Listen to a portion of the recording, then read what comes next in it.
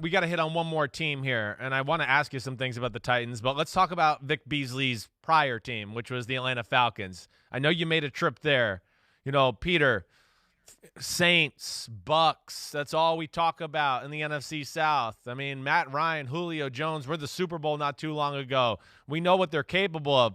What was kind of the mood in Falcons camp right now down there in Atlanta? Well, they're again they're just like, they're a little bit like Tennessee in that they're trying to manufacture a pass rush now. Yeah.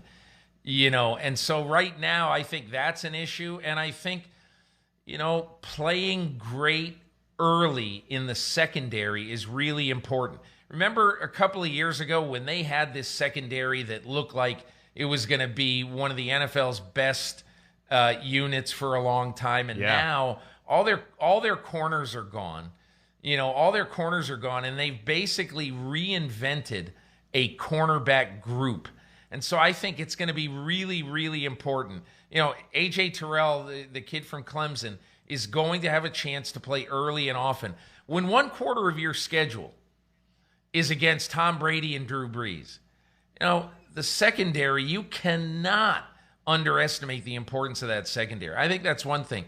The other thing is, I don't know how you guys feel. Mike, I saw you talk to him a couple of weeks ago, but I just looked up. I was looking at the roster in practice, and I said, holy crap, Matt Ryan's 35 years old. Right. I mean, he looks like he's 26, first of all.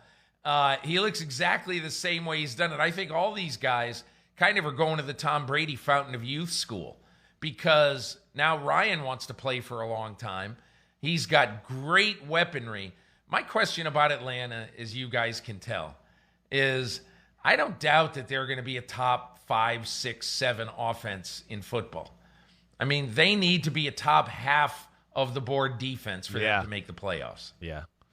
Agreed with that, Peter. You're right. They got to stay healthy on that side of the ball. They got to deal with some really good offenses. Their pass rush hasn't been as good, which you mentioned right off the bat the last few years. And, they got a guy in Isaiah Oliver, who's a draft pick out of Colorado at one corner who's going into year 3. And now you're probably going to have A.J. Terrell out of Clemson, who's a rookie, starting at the other corner. And they got that Ohio State corner, too. Yeah, they like him?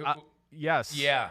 Okay. So They really do. So they're relying on 3 corners that are young, 24 or younger, right? To basically not save their season, but man, that is some pressure right there in Atlanta. And Peter, speaking of pressure, last year when they started 1-7 going into their bye week, the worst time to be 1-7 when you've got 2 weeks until your next game.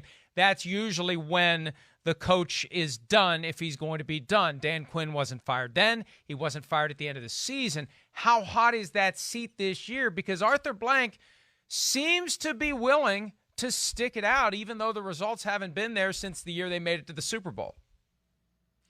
Mike, I mean, I was sure he and GM Thomas Dimitroff were I was sure that they were gone last year. And had they continued on that same path, I think they both would have been gone. But I give a lot of credit to Arthur Blank here. And at the end of the year, he basically said they're coming back. We're bringing everybody back. The coordinators are back, all this. They made a change, obviously, a defensive coordinator. But, they brought, the guts of their team back. The brain trust is back. And I think Arthur Blank was saying, look, I believe in you guys, but we got to win. And so there's a lot of pressure, I think, on both of those guys, on Dan Quinn and Thomas Dimitroff. But I would also just say one other thing about the Falcons that I think, in my opinion, is really, really important about their season, okay? They're getting some age at some positions right now. I mean, Alex Mack is whatever he is, 34. Julio Jones is getting up there.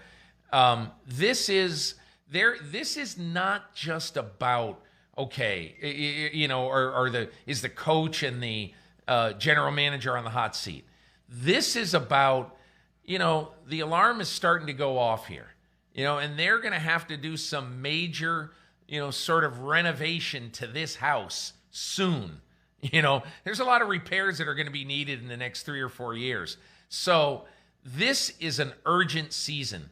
not just for the coach and general manager, but I think for their hopes with this current team as it exists right now.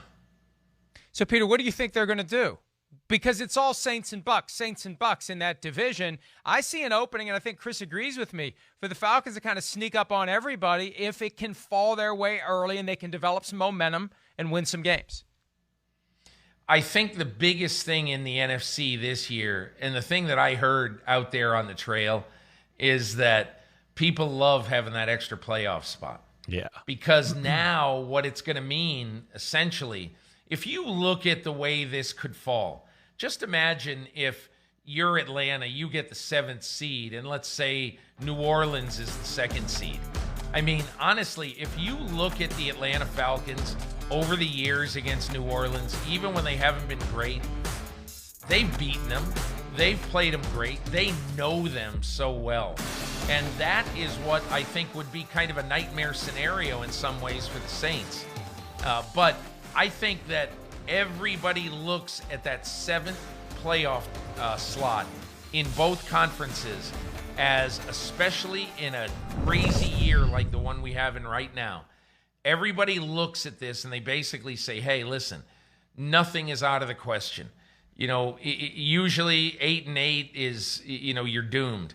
But one of these teams, probably one of these 7 seeds, has got a good chance to be 8-8 this year.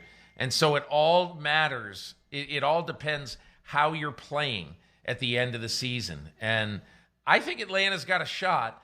But again, they're going to have to, I think, win some very high-scoring games for them to have a real chance.